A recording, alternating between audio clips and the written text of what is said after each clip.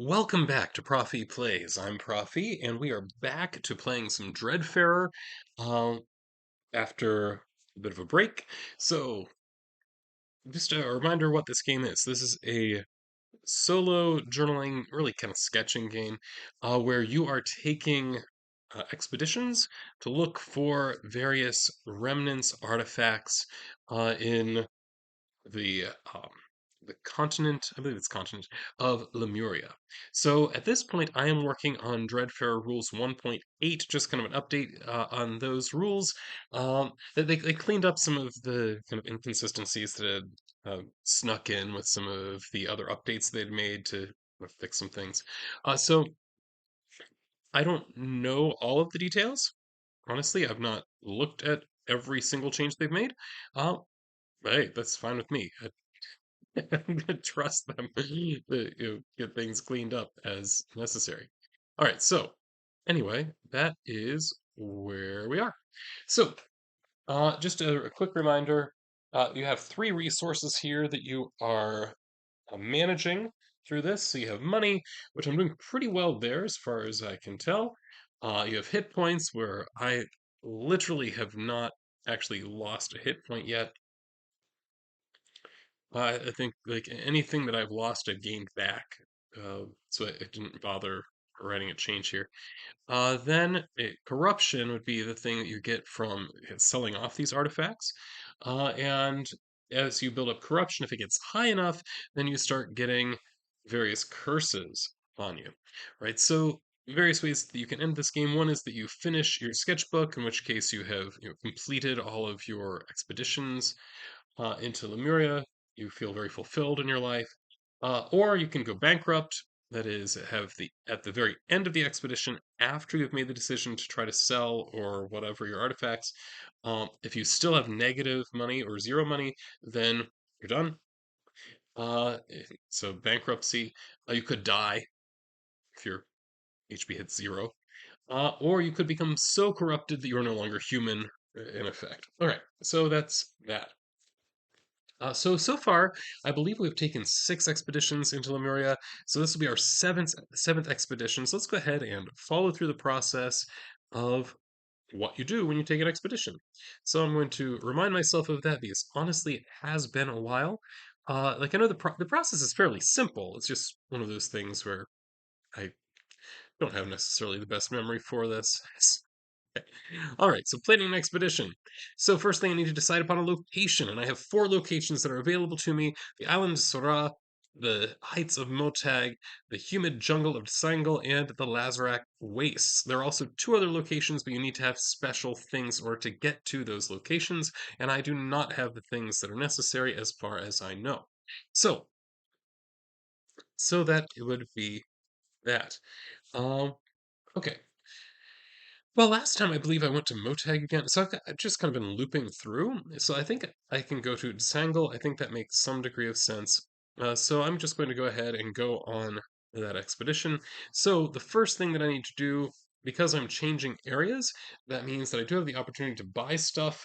I'm not going to buy anything, uh, but I do need to pay for my passage from where I am to where I want to be. So passage here.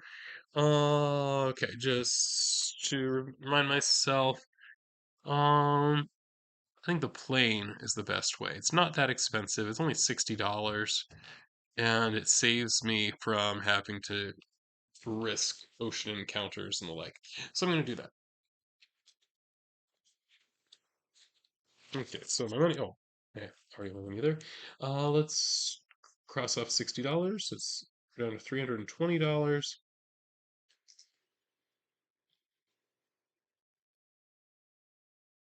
There we go. Plenty of lead.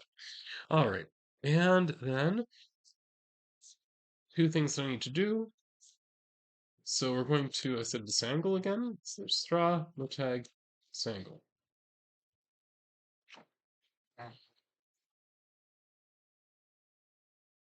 Oh, that is, there's no E on that. Okay, so this one, then I go through and I would, first thing, I need to find my location table. Okay. There we are, and we'll roll on that d20. I'm going to location number 16. Location number 16 is okay, it's the remain. Oh, this one doesn't seem to have a name attached to it. Interesting. Right, but it is described. It is the remains of a battle between Desangle and another unknown civilization. The trees here are warped and twisted, hacked by weapons and grown back wrong. Under the thick foliage are the remains and weapons of the battle, now covered in vines and lush plants. To the interested eye, the battle's end may appear strange, as though warriors who did fall in battle simply laid down their arms and curled up to die. All right, so this is a ruin.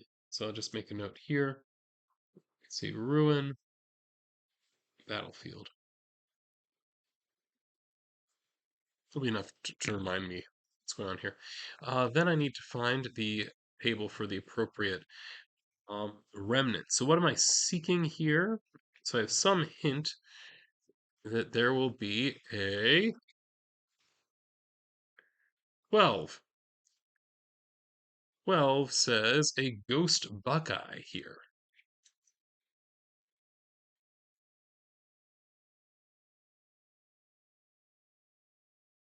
So the ghost buckeye, it says this local butterfly was descended from a species that has nearly was nearly driven to extinction by human-related habitat loss. The survivors then adapted to a form designed to repel humans.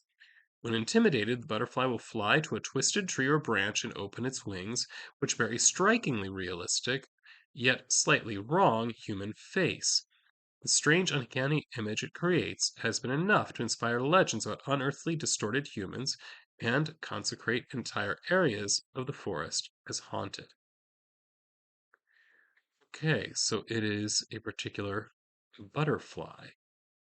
Now, the funny thing is, I'm from Ohio, so when I hear Buckeye, I immediately think of like simultaneously three different things. One being the tree, another being like the nut of that tree. Actually, no, it's four different things. Another being, well, the Ohio State Buckeyes, because I graduated from Ohio State for graduate school. And then I also think of the candies, which is kind of, and it's a kind of peanut butter center, kind of like not unlike the consistency of say a Reese's peanut butter cup. It's that kind of consistency in the center, and then dipped in chocolate. So it's very much like a Reese's peanut butter cup, but the chocolate is a much thinner layer out along the outside. In any case, right? So it's a type of butterfly that apparently when it opens its wings, it has this weirdly kind of uncanny human-like face. So that is the thing that I am trying to capture.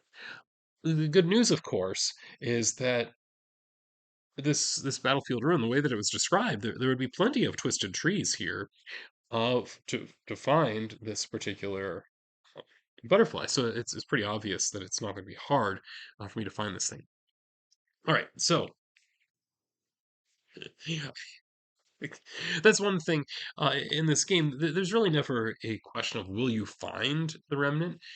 You're going to find the remnant, uh, assuming that the whatever encounter you have doesn't get in the way. So that is actually the next step: is figuring out what is that encounter that I'm going to have here in Sangle. So 152. Okay.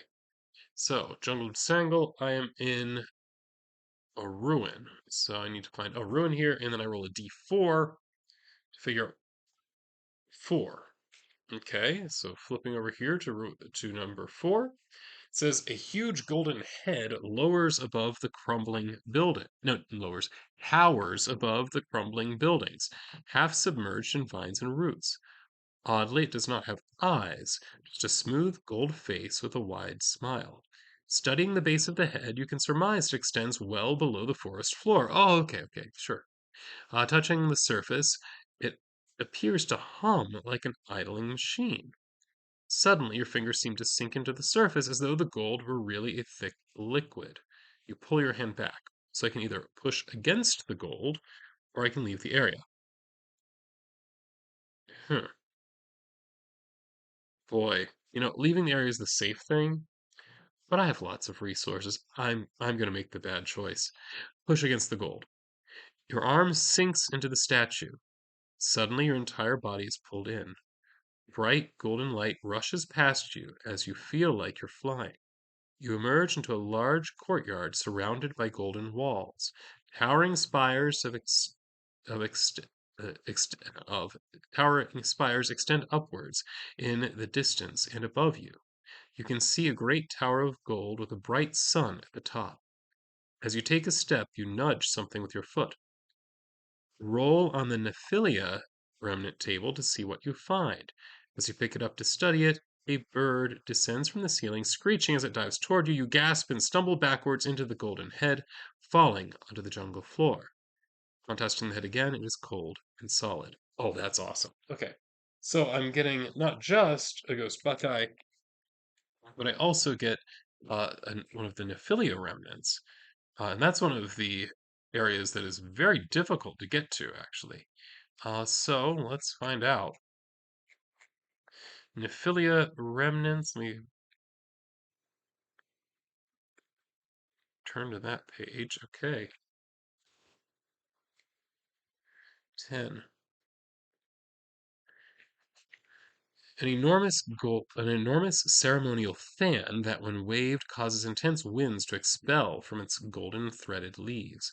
Fanning it for several minutes may produce an intense gale, and even whirlwinds so strong that its own bearer might be carried aloft into the air. Oh, that is cool. And like the thing with Nephilia is that all of these it's an Nephilian script, so I honestly I can't even write it. It requires like there's obviously like an intent behind the script, but it's not something that I can translate or anything like that. All right, but that's cool. That's really cool. So I'm just gonna put here Nephilia fan.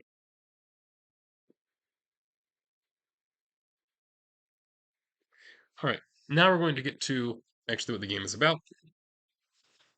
So I have all these elements together that I need to like piece together into my sketchbook. So the first thing I want to do is I'm going to try to draw this battlefield. Now, the battlefield we know there were a bunch of trees that were hacked and kind of twisted and stuff.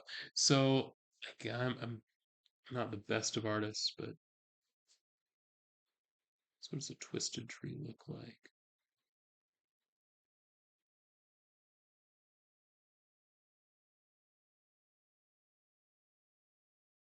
Okay, now this is kind of reminding me a little bit of those. Um,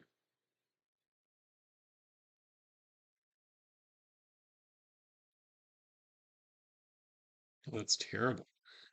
It's awful. It's awful. Okay.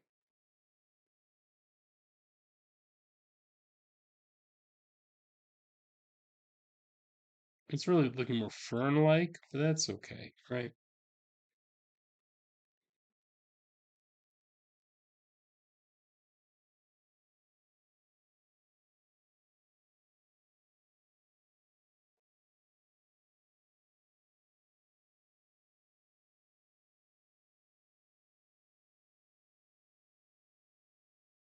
I also want to sketch out this golden head.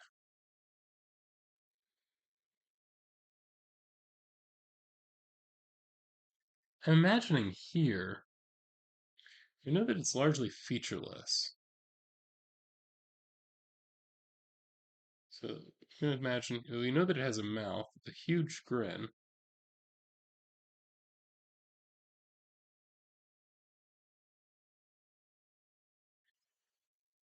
I don't like that.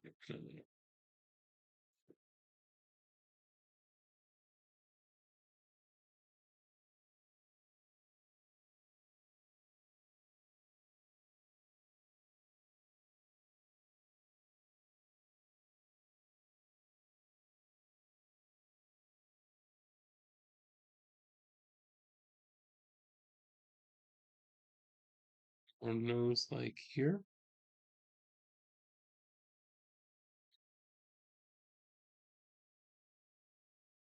And I assume there'd probably be something like an ear here as well.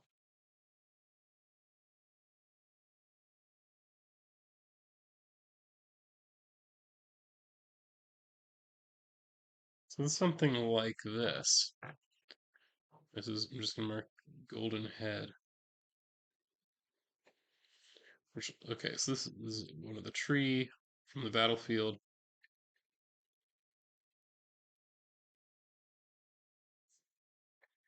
Then I'm going to do a quick drawing of a ghost buckeye.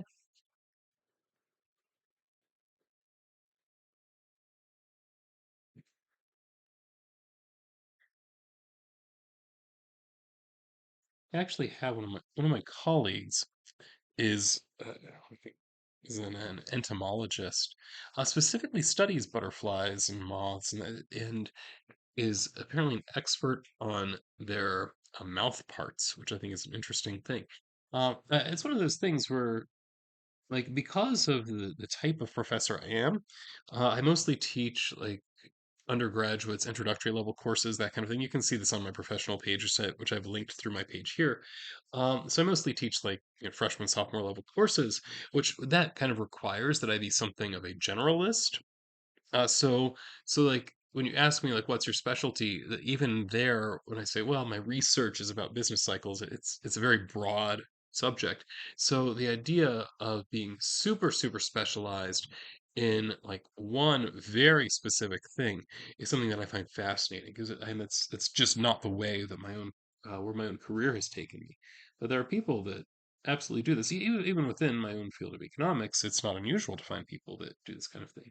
All right, so we have here then the general form of butterfly wings, which you can see my butterfly wings look very much like I might expect from, say, my 6-year-old daughter. But then I want to make it look more human, right? So it should probably have two eyes. This is where, of course, the eye.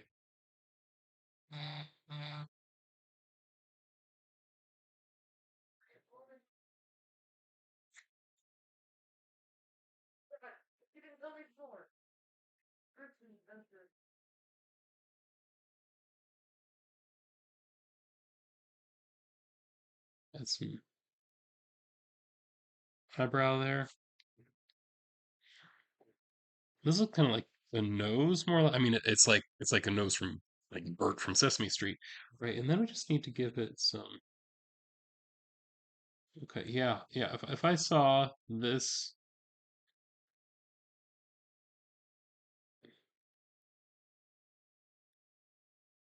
uh, so this is something on Facebook. I occasionally will get recommended to me um,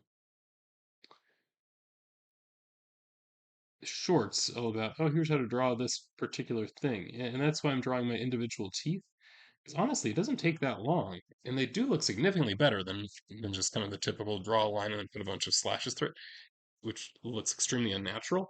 And this is still creepy. Don't get me wrong, but it's supposed to be. It's supposed to be creepy. It's like how one eye is definitely larger than the other. Yeah, that's definitely off-putting. I would not want to spend too much time around this thing. Okay, and then the Nephilia. Okay, and then I need to uh go here. There was this like tower spire or something like that. So the way that I'm imagining this, right? It's kind of craggy.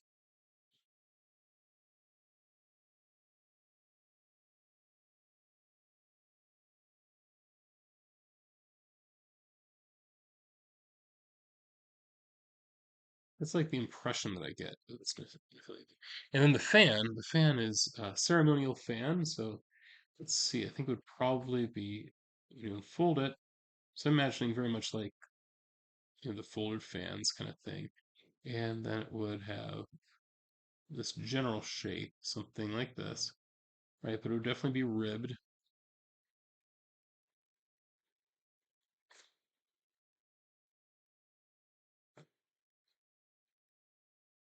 Okay.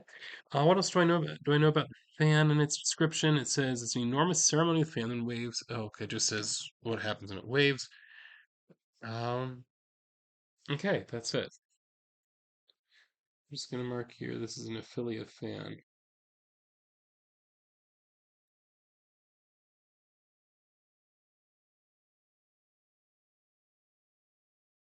Okay, it's not very good. See, I feel like maybe I've tried a little bit more of like this kind of shape to it.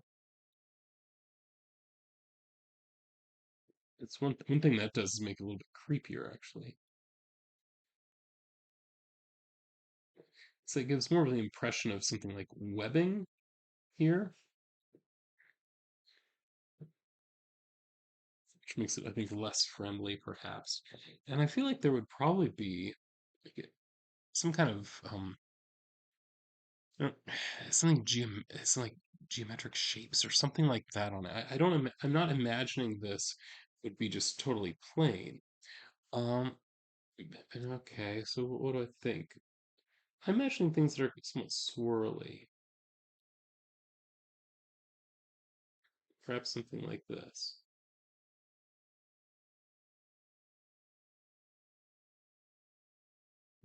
Just going the geometric route.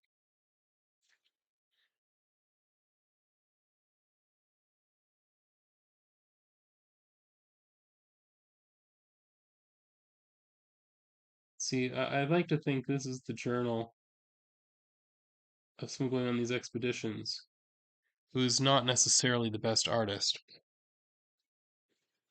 It's sort of my character, okay? We know that he got scammed, right, to get here, so definitely not the brightest person. All right, I'm pretty happy with that. All right, so I think that's good.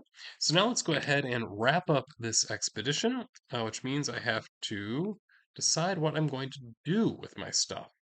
Right, so we go back to return and remnants. There it is. So page 201. Okay.